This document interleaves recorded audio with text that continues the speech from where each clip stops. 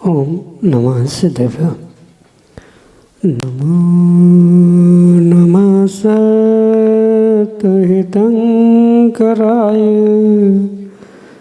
वीराय भव्याम्बुजभास्कराय अनंतलोकाय सुरार्चिताय देवादिदेवाय नमो जिनाय देवादिदेवाय नमो जिनाय। पंच प्रविष्टि भगवानी की परम पूज्य आचार्य भगवंत गुरुवर विशुद्ध सागर जी मुनि महाराज की परम पूज्य मुनि श्री सुप्रभ सागर जी महाराज की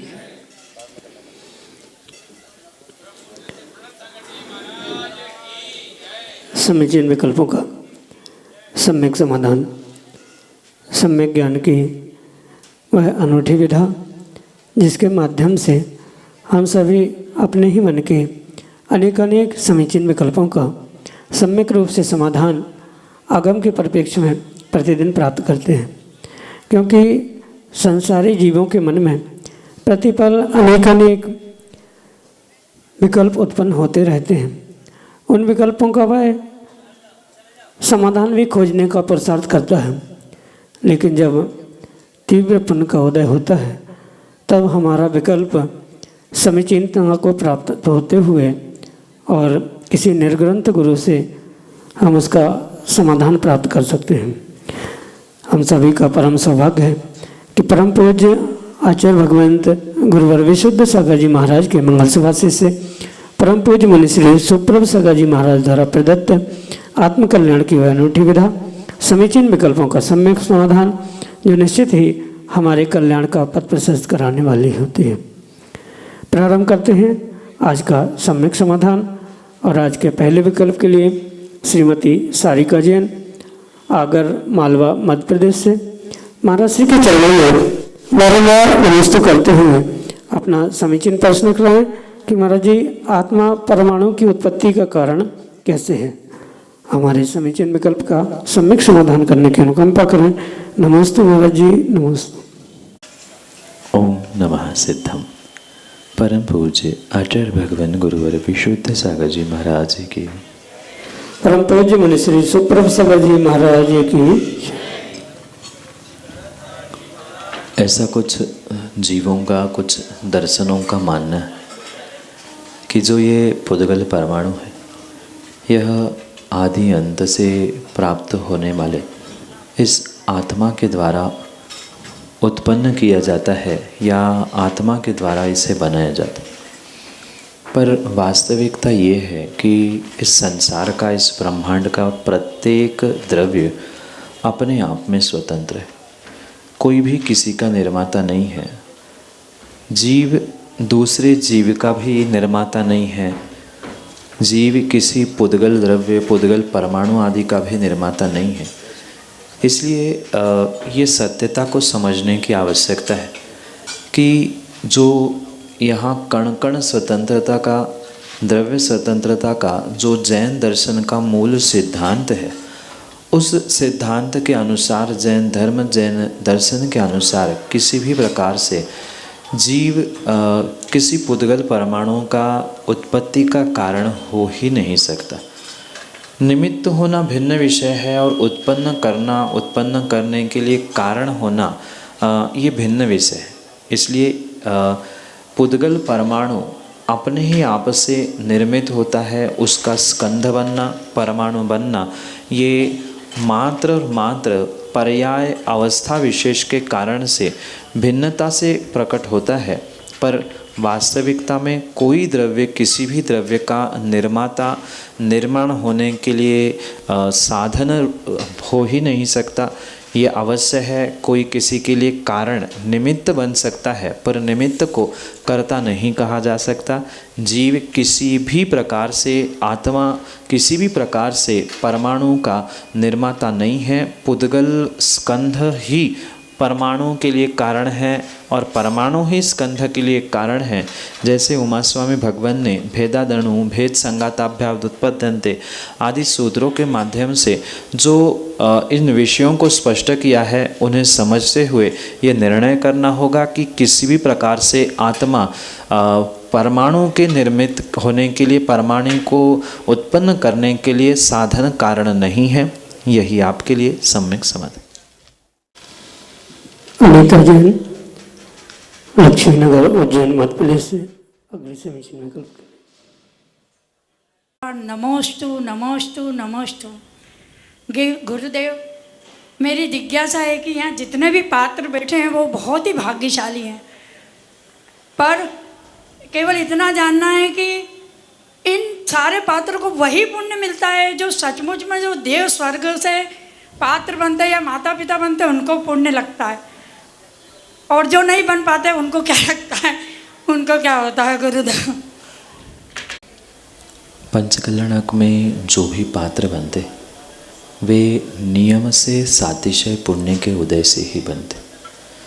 जीव का सातिशय पुण्य जब कभी उदय में आता है तो वह ऐसे खोटे पंचम काल में भी अपने परिणामों को, अपने भावों को और अपने आप को विशुद्ध करते हुए ऐसे पंचकल्याणक के पात्रों की भूमिका अदा करने का पुरुषार्थ करते।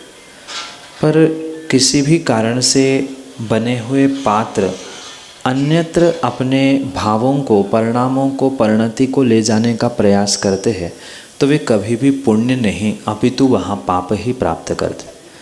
कहने का तात्पर्य ये है कि जैसे साक्षात स्वर्गों के इंद्र या इस धरती के जो विशेष राजा आदि आदि पात्र के रूप में पात्रता प्राप्त करते हैं, साक्षात उन्होंने जैसी भक्ति की थी वैसी ही अगर भक्ति इस खोटे काल में भी करेंगे, उपचार से भी पाषाण के धातु के परमात्मा की प्रतिमा को भगवान का रूप मानते हुए उनके प्रति श्रद्धा और गुरु आज्ञा का परिचय देते हैं, तो नियम से वे आने वाले समय के लिए सातिशय पुण्य ही प्राप्त करते हैं, जो उनके लिए आने वाले समय में, आने वाले भवों में उन्हीं पदों को देने के लिए निमित्त हो सकते हैं। पर ये पुनः पुनः ध्यान रखें कि भावों की विशुद्धि, परिणामों की विशुद्धि के साथ साथ क्रिया की भी विशुद्धि होना बहुत बहुत आवश्यक नहीं, अनिवार्य है। अन्यथा परस्पर में ही एक दूसरे को देखकर अमुक व्यक्ति ऐसा, इसने ये किया, उसने नहीं किया, मुझे मिला, उनको नहीं मिला आदि किसी भी प्रकार के संकल्प विकल्प लेकर अगर भक्ति करेंगे तो उसका विशेष फल जीव को प्राप्त नहीं हो सकता। विशेष जीव को विशेष पुण्य की प्राप्ति के लिए जीव को विशेष भावों को संजोने की आवश्यकता है। वह भले ही सामान्य इंद्र क्यों न हो, पर अगर विशेष भक्ति करेगा तो विशेष पात्रों से भी कई अधिक गुना फल वह पुण्य का प्राप्त करेगा। यही आपके लिए सम्यक समाधान। महेंद्र बंडी, इंदौर, मध्य प्रदेश से अगले समीक्षण में कल्प करें। नमोस्तु। मेरा जिज्ञासा ये है कि कोई भी द्रव्य होता है उसमें उत्पाद, व्यय और द्रव्य ये तीनों निश्चित रूप से पाए जाते हैं, लेकिन मेरे को संदेह ये है कि जो सिद्ध परमात्मा बनते हैं उनका संपूर्ण ज्ञान हो गया, उनका उत्पाद और व्यय नहीं होता है, द्रव्य तो है, जीव तो है, तो क्या उनमें भी ये तीनों चीज़ें पाई जाती है? वे तीनों से युक्त हैं या मुक्त हैं? नमोस्तु। उत्पाद, व्यय, द्रव्युक्तम सत द्रव्य लक्षण, इन सूत्रों को शायद आपने पढ़ा होगा और सुना होगा। जो इस ब्रह्मांड के, संसार के जितने भी द्रव्य है, वह प्रत्येक द्रव्य उत्पाद व्यय और द्रव्य से युक्त होता ही होता है, क्योंकि वह उत्पाद व्यय द्रव्य से युक्त सत रूपी ही द्रव्य का लक्षण।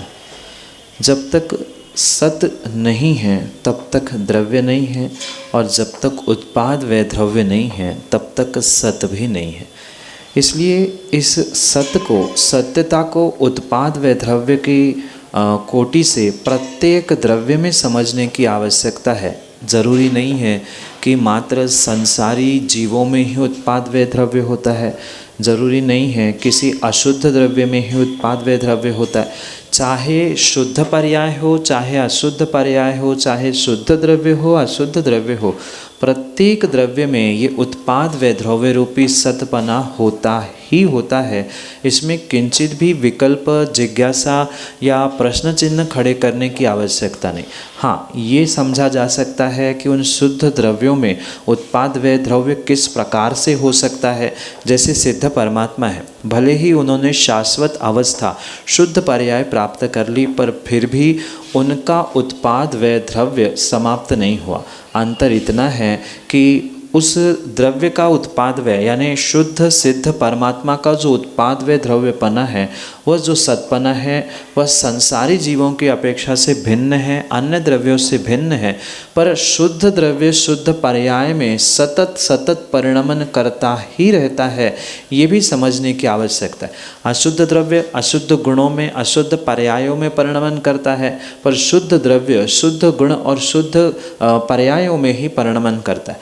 क्योंकि पर्याय भी एक प्रकार की नहीं है। अर्थ पर्याय, व्यंजन पर्याय, गुण पर्याय, द्रव्य पर्याय, अनेक पर्यायों की परिभाषा आगम में प्रदान की, तो बिल्कुल उनके अनुसार ही वहाँ उनका परिणमन होता है, उत्पाद व द्रव्य होता है। सामान्य प्रकार से अगर वहाँ समझाने का प्रयास किया, मतलब उस ज्ञान की विशेषता से उनके उत्पाद व्यय को समझने का प्रयास किया जाए, तो स्पष्ट समझ में आता है कि जो आज समझ रहे थे वह कल नहीं समझते, कल जो समझ रहा था वो आज नहीं। क्योंकि सिद्ध भगवान केवल ज्ञान से युक्त होते हुए चराचर को, प्रत्येक द्रव्य गुण पर्याय को युगपत, भूत भविष्य वर्तमान को युगपत जानते।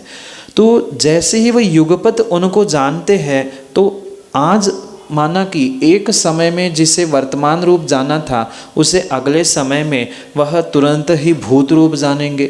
जो भविष्य रूप था उसे वर्तमान रूप जानेंगे। तो नए नए ज्ञान के रूप में जो उनका सुख गुण भी है, वह भी प्रति समय नया नया होता है। जो गुण है उसी गुण में पुनः पुनः बदलाव होता है। शुद्ध गुणों के परिणमन के निमित्त से सिद्धों में भी उत्पाद व्यय और द्रव्य, ये तीनों भी प्रकट होते हैं। किंचित भी उनमें उत्पाद व्यय द्रव्य रूपी सतपने का अभाव है ही नहीं है। यही आपके लिए सम्यक समाधान। मोदी अशोक जैन, ऋषिनगर, उज्जैन, मध्य प्रदेश से अगले समीचीन विकल्प के लिए। पूज्य देव मुनिवर के चरणों में कोटसा नमन। हे मुनिवर, मेरी जिज्ञासा है कि योग 15 प्रकार के होते हैं, जिसमें 4 मन योग, 4 वचन योग और 7 काय योग। 7 काय योग में तो मेरी कोई जिज्ञासा नहीं है, लेकिन जो 4 मनोयोग 4 वचन योग में एक उभय मन योग और उभय वचन योग रखा है, और ये भी उसमें लिखा था जनागम में कि एक समय में एक ही योग होता है। तो उभय योग में सत्य और असत्य, तो जब सत्य में यदि योग लगा हुआ है तो सत्य योग में आ जाना चाहिए, और जब असत्य में उस उपयोग लगा हुआ है तो असत्य उपयोग में आ जाना चाहिए। तो उभय अनुयोग क्यों? अनुभव तो समय आ जाता है, सत्य भी नहीं है असत्य भी नहीं है, तो एक समझ में आता है, लेकिन उभय अनुयोग क्यों रखा हुआ है? हे मुनिवर, इसकी जिज्ञासा समाधान करने का कष्ट करें। योग और उपयोग, इन दोनों को सबसे पहले आपको पृथक पृथक रूप से, भिन्न भिन्न रूप से समझने की आवश्यकता। कहीं न कहीं आप योग के विषय को उपयोग में और उपयोग के विषय को योग में लगाने का प्रयास कर रहे हैं, इसलिए इन दोनों विषयों को स्पष्ट रूप से आप समझ नहीं पाए। जो ज्ञान दर्शन की परिणति जीव प्राप्त करता है उसे उपयोग कहा जाता है, और मन, वचन और काय, ये जो 3 साधन जीव को मिले हैं उनको योग कहा जाता है। योग बिल्कुल भिन्न है, उपयोग बिल्कुल भिन्न है। योग कुछ भी हो, उपयोग अन्य हो सकता है। काय योग वचन योग और मन योग, ये तीनों योग एक साथ हो सकते हैं, अलग अलग नहीं होते। उपयोग तो एक समय में एक होता है, पर योग एक समय में एक नहीं होता। योग तीनों भी एक समय में हो सकते। जैसे आप पंचकल्याण के पात्र बने हैं, वहाँ आपका मनोयोग भगवान की भक्ति करने में लगा है, तो हाथ जुड़े हैं तो आपका काय योग भी भगवान की भक्ति में है। भगवान की पूजा स्तुति पाठ कर रहे हैं तो आपका वजन योग भी उसी समय पर वहाँ पर एकत्रित हुआ है। तो तीनों योग तो एक समय में रह सकते हैं, पर उपयोग एक समय में नहीं रहता। कहने का तात्पर्य ये है कि जब शुभ उपयोग है तब अशुभ उपयोग नहीं होता, जब अशुभ उपयोग है तब शुभोपयोग या शुद्धोपयोग नहीं होता। इस अपेक्षा से जिनागम में ये लिखा है कि एक समय में एक ही उपयोग होता है, एक समय में एक योग नहीं होता। योग तो एक समय में तीनों हो सकते हैं, दो हो सकते हैं, दो एक से हो सकते हैं, एक अलग हो सकता है, क्योंकि योग की व्यवस्था भिन्न है और उपयोग की व्यवस्था भिन्न है। अब इसी परिप्रेक्ष्य में जो 15 योगों में से उभय मनोयोग और उभय वचन योग को स्वीकार किया है, उनको भी बिल्कुल इसी प्रकार से स्वीकार करना होगा। जब योग युगपत हो सकता है तो वहाँ उभय यानी सत्य और असत्य, इसकी उभयता होने में कोई भी दोष नहीं है। इसलिए ये अवश्य ध्यान रखें कि उपयोग की अवस्था एक समय में एक है, योग एक समय में 2-3 हो सकते हैं, उसमें जिनागम के परिप्रेक्ष्य में कोई भी बाधा नहीं है। इसलिए सत्य और असत्य ये जो मिश्र योग कहा है, वहाँ मिश्र योग को इसी प्रकार से समझना। पुनः विशेष रूप से ध्यान रखें, योग मन वचन और काय 3 रूप है, और जो उपयोग कहा शुभ उपयोग अशुभ उपयोग शुद्धोपयोग आदि की अपेक्षा से भिन्न भिन्न कहा। उपयोग एक समय में एक, पर योग अनेक हो सकते हैं, उसमें कोई भी बाधा नहीं है। और अनेक होने के कारण से सत्य और असत्य ये दो भले ही विपरीत दिख रहे हैं, पर दोनों योग एक समय में वचन की अपेक्षा से हो सकते हैं। जैसे कुछ ऐसे शब्द होते हैं कि किसी की अपेक्षा से सत्य होने पर वह दूसरे की अपेक्षा से असत्य भी होते हैं। किसी काल के परिप्रेक्ष्य में, किसी व्यक्ति के परिप्रेक्ष्य में, तो इन अपेक्षाकृत इसका जब कथन समझ में आता है तभी उनका उभयपना समझ में आता है। जैसे किसी का नाम संज्ञा के रूप में प्राप्त कर लिया, महायज्ञ नायक जी, ऐसा कहना, ये शब्द संज्ञा के रूप में अनुभव के रूप में कहा जाता है, जो कि संबोधन के रूप में प्राप्त होता है। और वही आपको जो कहा जा रहा है कि आप पंचकल्याण के महायज्ञ नायक है, तो महायज्ञ नायक नहीं होने पर भी 7 दिन के लिए आपको स्थापना करते हुए आप में या उपचार से जो किया गया है, आप कोई अमुक पात्र कहा जा रहा है, कोई स्वधर्म, कोई माता पिता के रूप में, तो ये सत्य भी नहीं है पर असत्य भी नहीं है, क्योंकि उपचार कथन से वह सत्य है, पर मुख्य के कथन से आप इंसान होने पर भी किसी को स्वधर्म, किसी को कुछ कहा जा रहा है। तो ऐसा ये मिश्र योग वहाँ पर हो सकता है। यही आपके लिए सम्यक समाधान। श्रीमती राजकुमारी जैन, उज्जैन मध्य प्रदेश से अगले समय जन्म करो। गुरुदेव को मेरा 3 बार नमस्कार, नमस्ते, नमस्ते, नमस्तु, नमस्तु। गुरुदेव, मेरा प्रश्न ये है कि कभी हमको बहुत विकल्प होता है तो रात्रि को नींद नहीं आती है, बहुत बेचैनी होती है, तो उस वक्त अगर हम भगवान का स्मरण करें लेटे लेटे ही, सोते मतलब नींद नहीं आ रही है तो कुछ ना कुछ तो करना ही है, और मन को हटाने के लिए अगर हम कोई स्तोत्र बोलने लग जाए मन ही मन, या कोई मंत्र बोलने लग जाए, तो कोई दोष लगता है क्या? नमस्ते गुरु। प्रभु का नाम स्मरण लेने में, उनका चिंतन करने में, या किसी भी प्रकार से स्तोत्र पाठ आदि करने में किंचित भी विकल्प देरी करने की आवश्यकता नहीं। आचार्यों ने कहा है, सुस्थितो दुस्थितो वापि ध्यायेत पंच नमस्कारा। यहाँ आचार्य भगवंतों का अभिप्राय समझना है कि ध्यान के माध्यम से, चिंतन के माध्यम से अगर प्रभु को आप स्मरण में ला रहे हैं, उनके स्तोत्र जाप मंत्र आदि को मन ही मन में उच्चारित कर रहे हैं, तो उसमें रात दिन आदि आदि का विकल्प नहीं है, स्थान का भी विकल्प नहीं। पर वही कार्य आप अगर मुख से बोलकर कर रहे हैं तो वहाँ शुद्धि अशुद्धि का ध्यान रखना आवश्यक है। मन में चिंतन करने के लिए, सामायिक करने के लिए, मन में मंत्र पढ़ने के लिए, स्तोत्र पाठ मन में बिना जिह्वा हिलाते हुए पढ़ने में कहीं से कहीं तक कभी भी दोष नहीं है। पर जब भी उसका उच्चारण होगा तो उच्चारण करते समय ये ध्यान रखने की आवश्यकता है कि वह उच्चारण जो किया जा रहा है वह शुद्ध स्थान पर ही किया जाना चाहिए। द्रव्य, क्षेत्र, काल और भाव इनकी शुद्धि के माध्यम से ही उच्चारण होता है।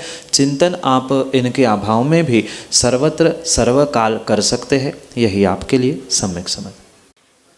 राकेश जैन, लक्ष्मीनगर, उज्जैन, मध्य प्रदेश से अगले समीचीन विकल्प करें। पूज्य द्वय महाराज जी के चरणों में बारंबार नमोस्तु नमोस्तु। महाराज जी, हमें वर्तमान में हमें तो ज्ञान है नहीं कि हम सम्यक दृष्टि हैं कि मिथ्या दृष्टि हैं। ऐसा कहा जाता है कि सभी शुभ क्रियाएं, पूजा, स्वाध्याय, संयम आदि केवल सम्यक दृष्टि अगर करता है तो उसको धर्म कहा जाता है, और अगर सम्यक दर्शन नहीं है तो ये सब क्रियाएं केवल पुण्य है और पुण्य बंध का कारण है। तो महाराज जी कृपया स्पष्ट करें, ये पुण्य और धर्म में क्या अंतर है। नमस्ते। सर्वप्रथम तो ये स्पष्ट समझे कि बिना पुण्य के धर्म नहीं है और बिना धर्म के पुण्य नहीं। इस कारण से कथनचित अगर हम धर्म को पुण्य कह दे और पुण्य को धर्म कह दे तो उसमें भी किसी प्रकार से कोई दोष नहीं है, कोई विकल्प नहीं है, कोई पाप नहीं। जो अनेकांत को ना समझते हुए मात्र एकांत पक्ष की ही बात जानता है वो ही धर्म को पुण्य के अभाव रूप या पुण्य को धर्म के अभाव रूप में देखने का प्रयास करता। बिना धर्म के पुण्य प्राप्त करना कैसे संभव है, और सर्वथा पुण्य को बंध और आश्रय ही कहा जाएगा। तो जो पुण्यानुबंधी पुण्य प्राप्त करने वाले तीर्थंकर भगवान हैं, उनका समोषण है आदि सब कुछ मात्र बंध का और संसार का ही कारण हो जाएगा। इसलिए स्पष्ट पहले तो इन तत्वों का निर्णय करने की आवश्यकता है कि पुण्य कथनचित तो आश्रयबंध है, पर साथ में अशुभ का संवर निर्जरा करने के लिए भी वह प्रेरक निमित्त साधन बन सकता है। जब तक ये अनेकांत रूप इन तत्वों का निर्णय नहीं होगा तब तक किसी भी प्रकार से सम्यक दर्शन प्राप्त होना संभव नहीं है। और सम्यक दर्शन के अभाव में जो क्रिया होती है वह धर्म तो हो सकता है, पर जो कर्म निर्जरा करते हुए मोक्ष मार्ग में प्रयोजनभूत है वह प्रयोजनभूत धर्म नहीं हो सकता। अगर सर्वथा ऐसा ही कहेंगे तो क्या पहले गुणस्थानवर्ती कभी कोई धर्म कार्य कर ही नहीं सकता क्या? पहले गुणस्थानवर्ती मिथ्या दृष्टि को कोई धर्म होता ही नहीं है क्या? तो इन सभी बातों को अनेकांत से समझते हुए ये निर्णय करना होगा कि धर्म तो धर्म है ही, पर धर्म के साथ जो कार्य शुभ क्रियाएं की जाती है उसे पुण्य रूप भी हमें स्वीकार करने की आवश्यकता है। अगर ऐसा नहीं स्वीकार किया जाएगा तो फिर बिल्कुल दो परस्पर विरुद्ध तत्वों के कारण से हम कभी सम्यक मार्ग पर चल ही नहीं सकते।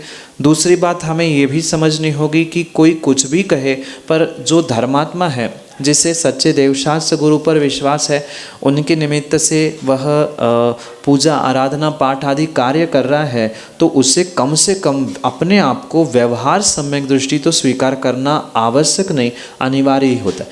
अगर हम अपने आप को व्यवहार सम्यक दृष्टि भी स्वीकार करने के लिए तैयार नहीं है तो फिर निरर्थक क्रिया करने की क्या आवश्यकता? फिर घर में बैठे रहना बहुत अच्छी बात है। फिर जैसे बहुत सारे एकांतवादियों ने पूजा का निषेध करना, दान देने का निषेध करना प्रारंभ किया, ये शुभ की क्रिया है, बंध का कारण है, पुण्याश्रव का कारण है।